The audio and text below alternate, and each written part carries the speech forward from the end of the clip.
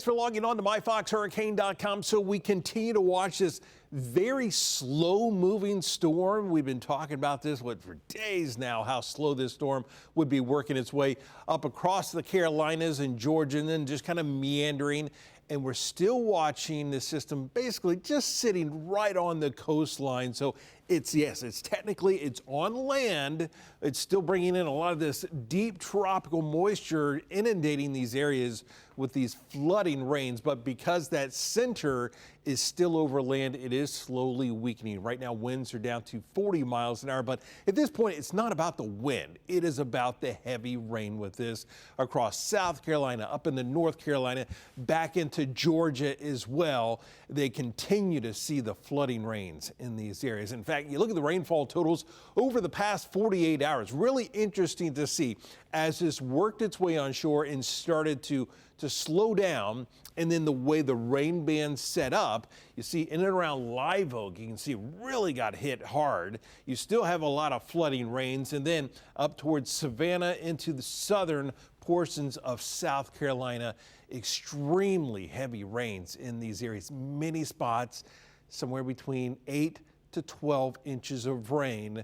And remember, the rain, it's still coming down in many of these areas. So right now, top winds are 40 miles an hour. It's moving very slowly towards the east-northeast at 6 miles an hour. So basically, a little bit more than a drift at this point. But what's going to happen is it's going to work its way back off the coastline, which should give it enough that it will allow to re-strengthen somewhat. Fortunately, it doesn't move far enough off the coastline to really start to interact with some of those very warm waters of the Gulf Stream. But since it moves back out over water, we're expecting to see at least some re-strengthening with this.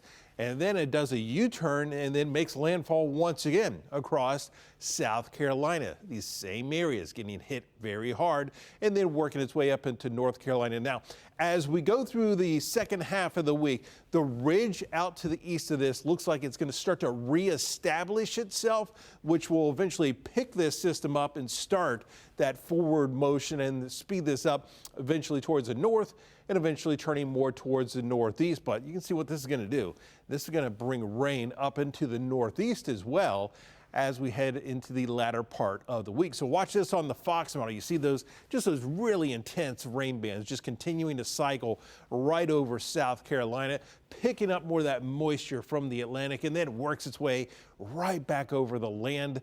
A slow moving storm always means big rainfall totals, and that's what you're going to see in these areas.